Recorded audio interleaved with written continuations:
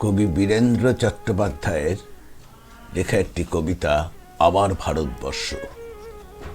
আমার ভারতবর্ষ 50 কোটি নগ্ন মানুষের, যারা সারা দিন রৌদ্রে খাটে, সারা রাত ঘুমোতে পারে না ক্ষুধার জ্বালায়, শীতে।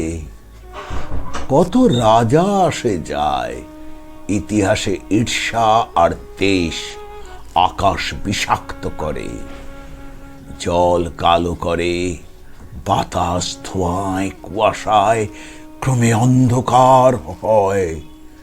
চারিদিকে ষড়যন্ত্র, চারিদিকে লোভীর প্রলাপ, যুদ্ধ দুর্ভিক্ষ আসে পরস্পরের বুকে চুমু খেতে খেতে। মাটি কাঁপে সাপের ছোবলে, বাঘের থাবায়। আমার ভারতবর্ষ চেনে না এদের, চেনে না তাদের, মানে না তাদের পরমানা।